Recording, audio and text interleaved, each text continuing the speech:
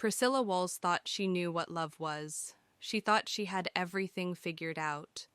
But one delivery, one hotel room, one devastating discovery would shatter everything she believed in. And on the worst night of her life, a mysterious stranger would offer her something she never expected: a contract, a marriage, and a destiny far more powerful than she could ever imagine. This is the CEO's wife. Priscilla Waals was busy checking the inventory report when the phone rang. She didn't want to answer at first, but later decided to take the call as it might be a big customer at that. Hello, it's Passion on the line. How may I help you? Yay, hello, can I order a box of condoms? Durex brand, please. Yes, sir? Anything else? Yes? The adult toy combo, can you deliver it now? Now. Priscilla patted her head. Sure, no problem. May I know your address? The 19th floor, in room 2005 at a 5-star hotel. Hurry down. Okay. Please wait for me to be there. Priscilla sighed, though the hotel is not far from where she lives. But it was late at night, and traveling at that time was not safe for a pretty young lady like her. On getting to the hotel, she suddenly remembered her fiancé, Ryan Smith. He would have accompanied her to the hotel for her safety. Life has not really been easy for Priscilla. She needed more to buy food, clothing, shelter, and transportation, whereas Ryan would soon be back. Coming back to her senses, she realized she had already reached the 19th floor. She located the room, and then knew she had forgotten to ask the customer for his name. Oh no, what was I thinking? Before she rang the doorbell, there was a malicious moan of a man and woman inside. She then rang the doorbell. Naughty boy, stop for a while. I think someone is knocking at the door. Did you order any room service? Yes, a toy. What toy? Adult toy, the man replied with a smile on his face. You are so naughty, replied the lady. I will go and check it, he said. Priscilla quickly puts on her black hat and black face mask. She does this every time she delivers a product, so as not to be known by people.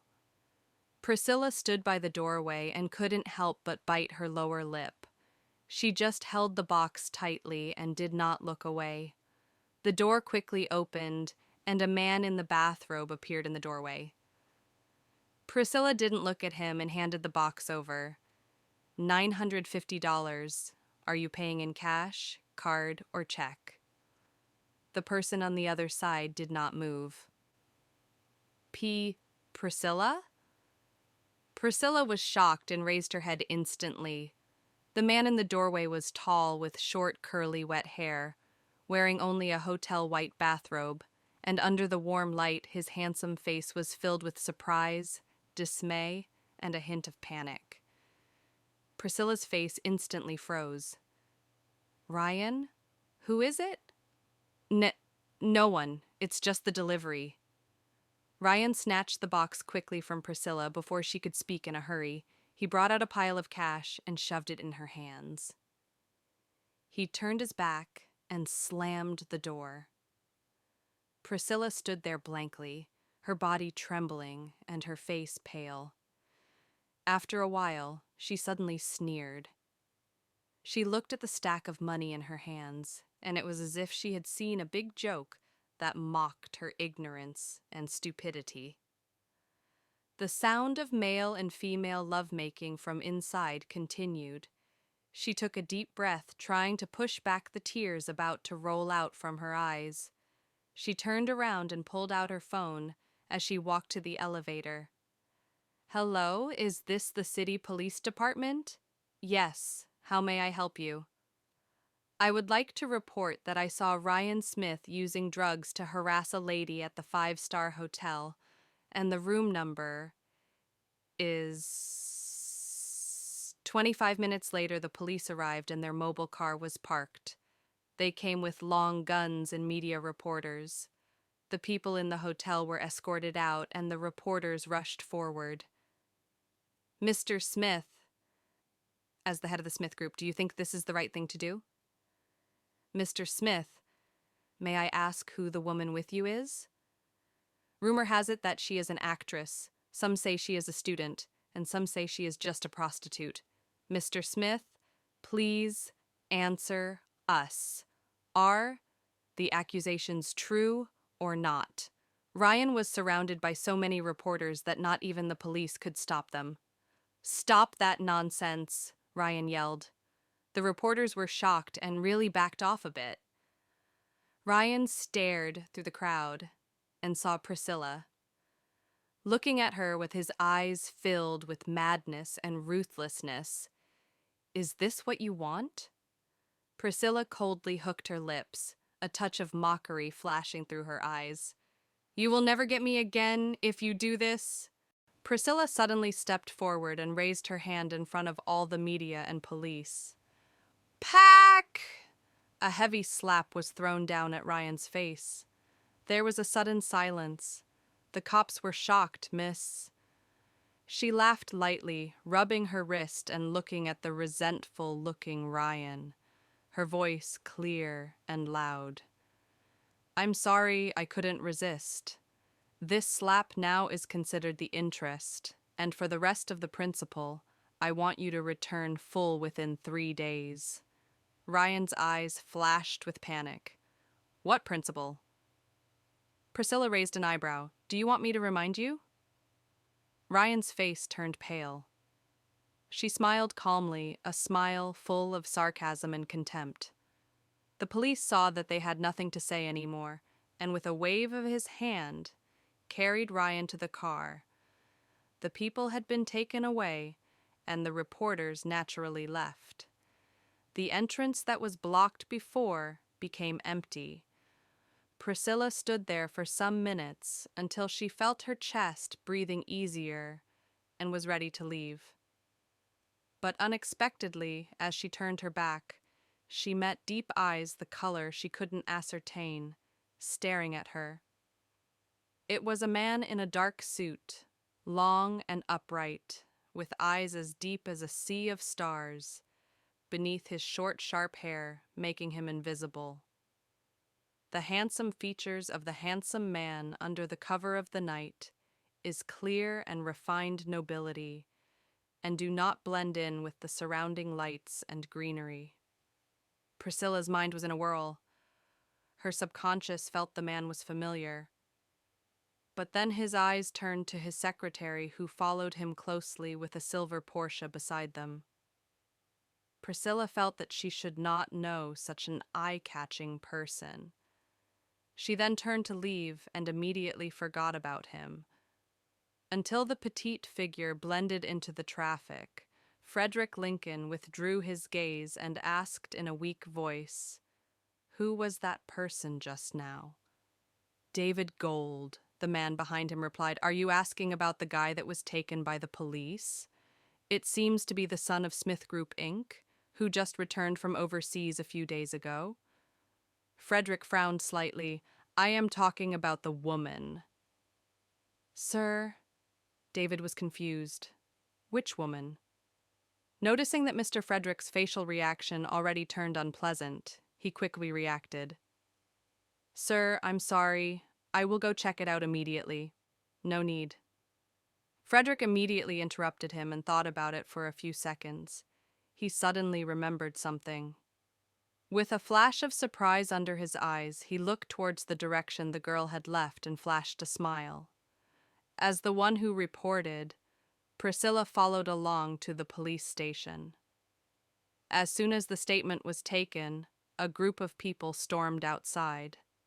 The head of the people was Rose, the head madam of the Waals family, who rushed in and slapped Priscilla on the face. Priscilla frowned, the taste of blood spreading from the corner of her mouth, and she looked up coldly at the group of people standing across from her. "You evil bitch," Rose thundered. With the anger in her, she said, "You knew it was your sister. How could you still call the police? Are you trying to piss me off? Priscilla cleaned the blood at the corner of her mouth and looked up at the old woman with mockery in her eyes. Sister? You mean Regina? What's the point of actin' stupid? The news is flying outside saying the second daughter of the Waals family seduced someone else fiancé. Priscilla lowered her eyes and laughed lightly. So that woman is her... I thought it was a prostitute running away from someone, so it turned out to be my own sister. Paul Waals, who was standing behind Rose, was calm and tried his best to calm his mother down. Priscilla, indeed, didn't really expect that the woman who was with Ryan was Regina. Originally thinking that it was just Ryan betraying her, he came up with this damaging trick to make a fool of himself to relieve her hatred. But unexpectedly, not only did her fiancé cheat on her, but she was also cheated by her foster sister. Rose was so furious that she raised her cane to smash down on her. Catherine, who was beside her, was stopping her. Mom, say what you want to say, but don't get angry. Be careful of your body. It is not good for you to be mad. Catherine turned over to advise Priscilla. Priscilla, don't make Grandma angry anymore. If Regina is at fault, you can beat her or scold her later. It's all up to you. But Grandma is old. Listen to me. Don't talk to Grandma like that. The gentle and sensible look, if she didn't know better, she would have thought how kind she was. Priscilla sarcastically quirked the corner of her lips. Her grandmother, Rose, saw her and became more angry. You feel satisfied now, don't you, if you put your sister and fiancé behind bars? You will make the Waals family lose face before the Smith family. Do you even know your last name? Your sister is a star. What will she do in the future if the word gets out? Will she still be accepted in the entertainment industry? Will the Smiths and the Waals still want to see each other again in the future? Have you thought about these things? Priscilla looked at her coldly. So that's all you can think of? Rose was stunned. They cheated and betrayed me. But you are still blaming me? So what do you and me do to them? Turning a blind eye to their action or wishing them a happy life? Rose was speechless. She then said in a cold, angry voice, You are not able to keep a man, but you blame someone else for betraying you? If you were a good one, why would a man dump you and fall in love with your sister? Whereas you are not a true daughter of the Waals. You can't blame him for falling for the right person. You were dumped at birth. It isn't surprising you got dumped again. Mother, Paul thundered. Enough of all this nonsense. You shouldn't be discussing family issues here. Yeah, I know I'm not a true Waals, but at least I possess some decent and modest character.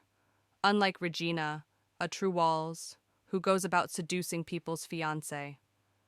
Priscilla has long suspected that she was not a true Waals. It was said that our father Paul mysteriously brought her in one certain day.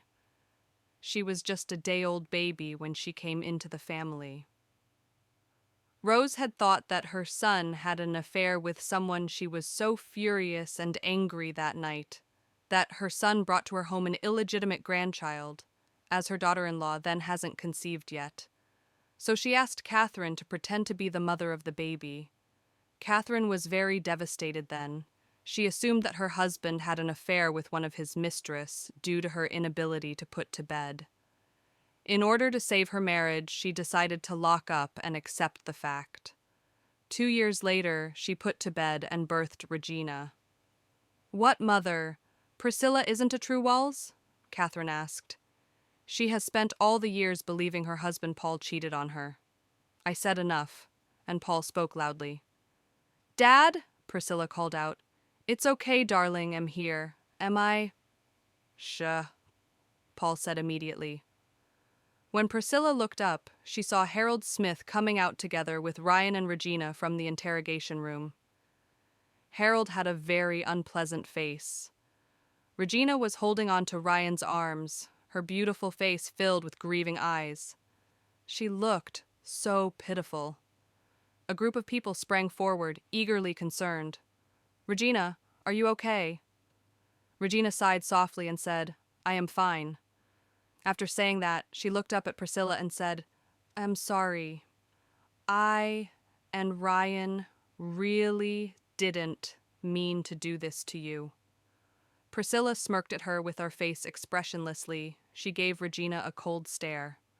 Priscilla knew deep down that the apology was so fake.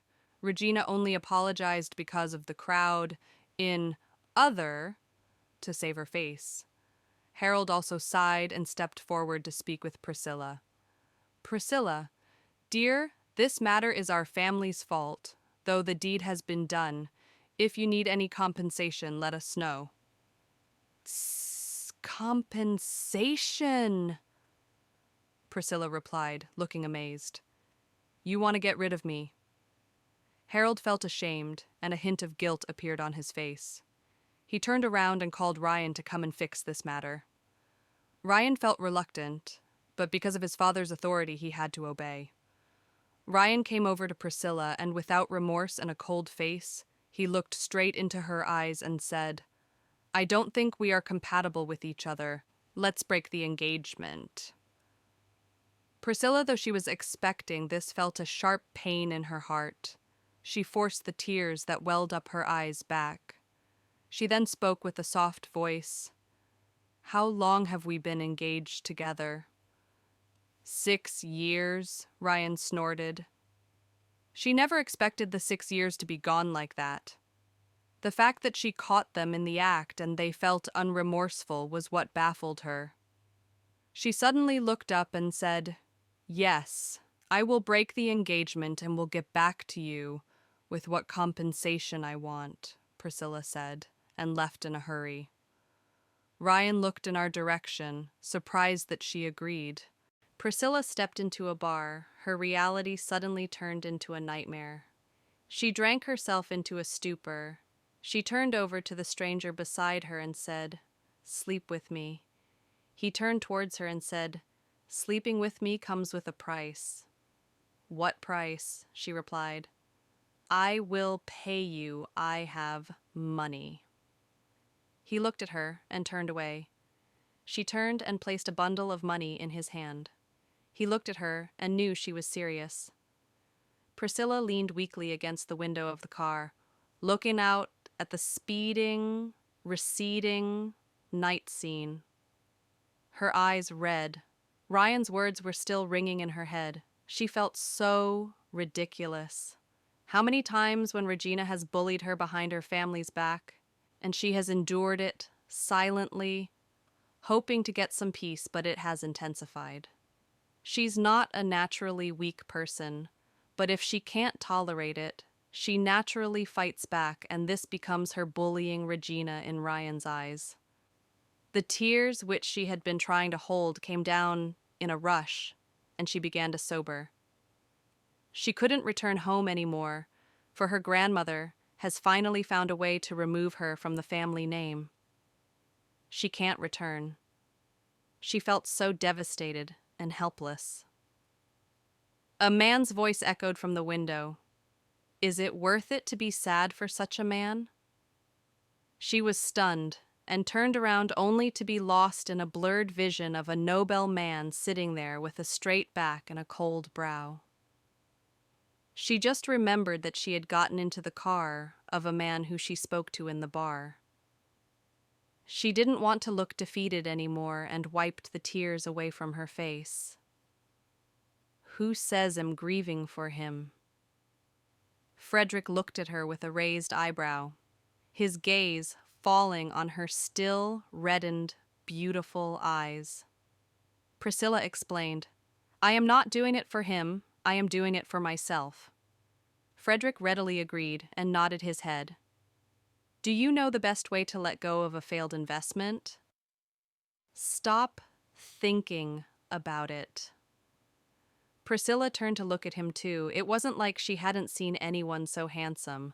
Ryan was handsome, but now his face seemed so normal. compared to the one in front of her. Damn, he is like an ancient god. It was like the stars could not share the same glory as the sun and moon. The man in front of her was so dazzling, like an eagle soaring above the 9 heavens, with a powerful and noble presence. Not to say his face can make any woman scream from excitement. A ridiculous thought flashed through her mind. Staring at the sight of his handsome face, she swallowed. "Do you think I'm beautiful?"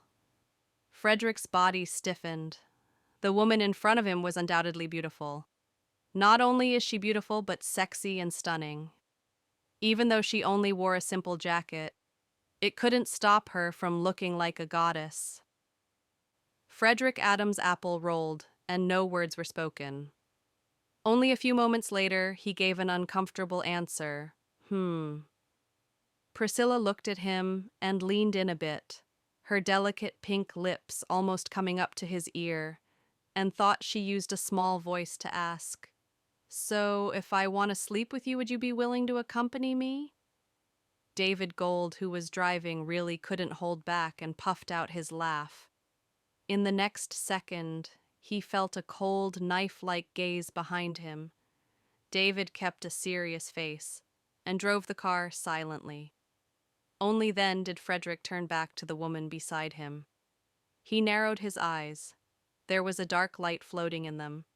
"There is a price to pay for sleeping with me, are you sure?" Priscilla smiled. "Money. I have." She pulled out another stack of money to put in the hand of the man with her. Fredrick then realized that she hadn't been joking from the onset. The veins on his forehead jumped twice, and he raised his brow. He then asked with a serious face, "Are going to sleep with anyone sitting here tonight?" Priscilla shook her head and laughed suddenly. She then stretched her hand to reach out to his face and pat his face. "I wouldn't be that stupid to sleep with you because you are too handsome. They look down on me, don't they? I'm going to find someone handsome and better than him, and I am pissed off at them." Fredrick never expected that this would be the answer. He looked a little puzzled, clearly not prepared to take her words seriously. Just then the car suddenly braked abruptly. Priscilla was already drunk, with the inertia fiercely rushed out. If not for the quick eyes and hands of Fredrick to retrieve her back, she would have fallen out. "What's going on?" David's voice came from the front. "I'm sorry, sir. We have arrived at the Sweetland. You go back." "Yes, sir." The sound of the car door closing came from the front. Fredrick turned back to look at the woman in his arms, seeing her drunken eyes blinded, her clear face stained with flushes, not to mention a frown. "We are here. Get off." The woman in his body, however, did not move, leaning into his arms and gazing up into his noble, untamed face. Her face was ascetic and cold, but her lips were born thin and sensual and were full of seductive compulsions. Priscilla reached out and wrapped her arms around his neck, a cool kiss fixed on him. Fredrick's body stiffened, his pupils tightened, and in the next seconds, the softness on his lips left. Priscilla looked at his face and saw his stupefied appearance and giggled. "Handsome. You have a sweet mouth." Resisting the urge to throw her off the car, he said in a quiet voice, "Let's go." Priscilla didn't move and blinked. Looking at his handsome and cold appearance, her eyes suddenly turned red. "Is that why you won't sleep with me too? Because you think I'm rigid, ungentle, and uninteresting?" Fredrick tenses his jaws. "No." "Then why won't you sleep with me?" She seemed suddenly aggrieved, and her tears fell in great masses, rolling down, her pale, jade-like face like a glittering jewel. His heart tightened hard for no apparent reason. The woman's tears fell as if she didn't want money, and soon they wet the hem of his clothes. Fredrick rubbed his forehead as his head started to ache. He breathed deeply and softened his tone. Come on, let me go. I will take you upstairs and you can take some rest there. No, I don't want to, I said. Sleep with me. She wrapped around his neck even tighter and buried her face in his chest as if she was drowning, and his neck was a piece of driftwood that happened to be floating by. For 6 years, Ryan hasn't touched her. She used to believe that it was because he cared and respected her, but now it turned out that it was just because she was dull and boring. In his eyes, she just got the body of a woman, but was a man to him. She has been such a fool. Whenever she thought about it, she felt a stabbing pain over her pride. As if she wanted to prove something, she put her arms around the man and kissed his soft lips again. Unlike the pecking just now, this time, she put his bottom lips in her mouth, gently chewing it and licking it.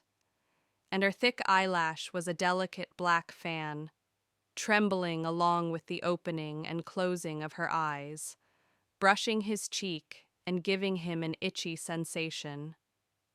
The whole body of Fredrick stiffened. The tension of the moment threw him entirely in disarray. After a long pause, he finally gave up and held her chin in his hands. His breathing was already heavy. Woman, do you know what you are doing? Priscilla let go of his lips and said seriously, I want to have sex with you. I will give you money. Fredrick almost laughed at what she said. His eyes were dark and his voice terribly low. Are you sure? She was dazed for a moment, but finally she nodded. If you say so, I will satisfy you. On the 3rd floor of the Lincoln mansion. The door of his bedroom was slammed open. He laid her on the bed, and his kiss moved from her head to toe, while their clothes were scattered all over the floor. Priscilla groaned softly and felt boiling hot all over her body. Her head was already blank, and she could not even tell if it was real or a dream. The sensual sound of a man came to her ears. Now I will give you one last chance. Do you still want to have sex with me? Priscilla nodded her head in a haze. Fredrick pulled out the drawer behind the bed. He brought out the document. If you are sure, you have to sign this first. Priscilla just looked at it with blurred eyes. What? This, he showed her the document. It's the basic respect a man can have for his special woman. Priscilla looked at him blankly. She did not quite understand him. Anyway, she was just so drunk and didn't think twice before she signed it. Looking at the neat signature on the paper, Fredrick hooked his lips approvingly and put the document back in the drawer. After everything was done, he kissed her back heavily once again. And then all that was left in the room was moaning and squeaking the entire night. The next day, Priscilla was awoken by a very excruciating pain. She felt sore all over her body as if she had been hit by a truck. After great effort, she made it to sit up on the bed, and she felt extremely thirsty. Seeing a cup of water on the table next to the bed, she picked it up and just gulped it down without thinking much. The lukewarm water, indeed, made her feel better, and the vague memory of last night gradually sneaked back into her mind. She rubbed her eyebrows. She could only loosely remember that she got into a car with a man, and she did something unusual with him, after being provoked by Ryan and Regina. Her heart tightened, and she angrily lifted the blanket. Although she was more or less prepared for it, she felt so shocked when she saw the dense purple love bites all over her body. Ah!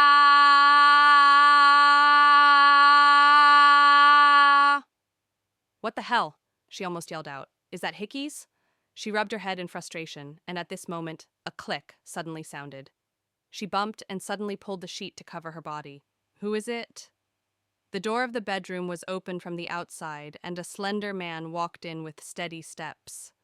Her eyes widened due to shock. Though she only had an imprecise memory of last night, she could more or less remember the man she had slept with. The man was dressed in a black suit today, with a well-ironed white shirt inside. The shirt was buttoned to the top meticulously. The chiseled face above it was extraordinarily handsome with its sunken eyes, well-arched eyebrows, and pointy nose. An aura of prohibitive nobility could be felt from every part of him. In his hands was a set of ladies' clothes, and there was not much expression on his face when she saw she was awake. He put the clothes on the bed. Then he said softly, "Get changed and come downstairs for breakfast." Priscilla called out to him when he was about to leave. "Wait, what happened last night?" With his back to her, his lips curved up slightly, and his voice was still indifferent and cold. "We can talk downstairs." With that, he just walked out of the room and closed the door after him. Priscilla's head was blank, and after a while, fell onto the bed all of a sudden. She grabbed the pillow to cover her head and yelled silently. Though her memory was a little unclear, she was not entirely unconscious. She did not know what she had done to the man, after putting together her scrappy memories. Ah! How embarrassing! No matter how regretful she was, she could not undo what she had done. Thus, after a while, she gradually got up from the bed and dejectedly worked towards the bathroom. During the shower, seeing the dense and thick bruises all over her body, she could not help but still shamefully let out some blushes. Anyway, she managed to do everything, got changed, and went downstairs and met the man sitting on a couch in the lounge. The lounge was quite big, just like the room upstairs. Before she could look around, she heard a voice. Her footsteps sold her out. Priscilla was wearing the black shirt and the keen-length skirt he had brought to her. The top button was left open, and a black tie was wrapped around her neck. The simplicity of the clothes showed her sexiness, slender and well-proportionate body. Fredrick was stunned and speechless. It took him a while to say, "Follow me." He walked too fast, and she hurriedly followed him to the dining hall. When they arrived, she said, About last night, I'm sorry." He opened the seat and illustrated with his hands for her to sit. She sat down, and he then said, "No problem, it's what I should do." "Do?" Priscilla looked puzzled. "Don't you remember you signed the documents last night?" "What document?" she asked with a fixed gaze at him. He looked over to David and stretched out his hand. David handed over the document to him, and he then placed it in front of Priscilla. Priscilla opened it and said loudly, "A marriage contract." "How? When?" "I was drunk last night. You shouldn't have done this to me." "You shouldn't have done this," Priscilla said. Priscilla took a deep breath and looked at him. "This contract is valid," she said. "I was drunk last night," she said. Fredrick looked at her coldly and smirked. "You didn't even think before signing it because you wanted to sleep with me. Now you regret it." Priscilla couldn't say anything. How could this happen? I just wanted to erase the pain I felt. And now, another problem arose, she thought. Fredrick sneered again, and a hint of mockery could be felt in his tone. "I already told you there was a price for sleeping with me." Priscilla just stared at him blankly. "I did not force you last night, right? We can forget that this ever happened. Don't do this." She was a woman after all. What could she do to him if he didn't agree? What the hell, he has a marriage contract already? She was totally confused. But what happened next was beyond her expectations. The man in front of her simply unbuttoned his shirt. Priscilla followed his hand and looked over. A delicate collarbone was revealed under the shirt where 2 buttons were opened, and next to it were thick and dense love bites and scratches next to it. It was obvious they had a fierce night. It took effort for her to stay instead of just covering her eyes and running away. What a terrible thing she has done, and now she must face the consequences. She suddenly remembered how passionate she was last night, and her face suddenly blushed like a bright tomato. "You made this?" Fredrick said to her while pointing to the hickeys. "I'm terribly sorry. I didn't mean it, you know what? I can compensate you for your loss.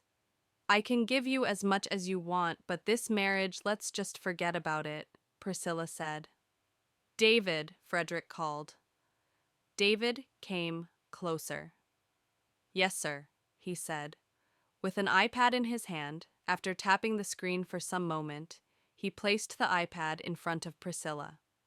"Miss Waals, this is the latest peruse World's Richest Men, and for your information, Mr. Lincoln's net worth is $50 billion. Her jaw almost dropped to the floor. She cast a swift glance over the iPad, and the man in it was noble and cold, and his eyes seemed to be piercing her through from within the screen itself. She could not help but swallow hard. "So you mean I would have to pay this $50 billion for your compensation?" "Yes, Miss Waals," David answered. Suddenly, everything seems more like a sextortion to her. She looked at the man suspiciously and found his face familiar. Suddenly, she widened her eyes, and she looked down on the names written on the marriage certificate and the iPad. Fredrick Lincoln. What the fuck? She felt an atomic bomb exploding in her head, and she almost jumped up from the chair. The name of the man, as always, looked familiar to her. Only now did she remember who he was. He was the heir of the Lincoln family and the chairman of the Lincoln Group. He has never left the Peru list. It was said that he was rich enough to buy the whole country. However, his background is always a mystery. Priscilla felt silent for a while. She thought $50 billion was just a joke. And now that she had known his real identity, she could not but just admit that he was worth the price. She could only ask carefully, maybe there is another way I can compensate for your loss?" The man in front of her frowned, and his look remained indifferent and cold. "Mr. Lincoln, I can't afford to pay $50. Then there is nothing for us to talk about." Fredrick's displeasure was obvious. He cast a glance at David. David immediately came forward and put together the files on the desk and withdrew respectively. After David left, Fredrick looked at Priscilla expressionlessly and declared, "This is your house from now on." Priscilla just looked at him hopelessly. Priscilla thought her life couldn't get any worse. She was wrong. A billionaire, a contract, a marriage she never agreed to. Or did she? What started as the worst night of her life has become something she could never have imagined. And Fredrick Lincoln? He's just getting started. Will Priscilla escape this marriage contract? Or will she discover that fate had other plans all along? Find out in the next episode of The CEO's Wife. If you loved this episode, hit that subscribe button right now so you won't miss what happens next.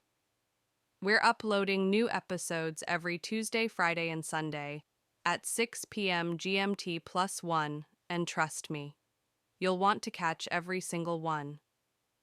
Turn on notifications by clicking the bell icon so YouTube alerts you the moment the next episode drops.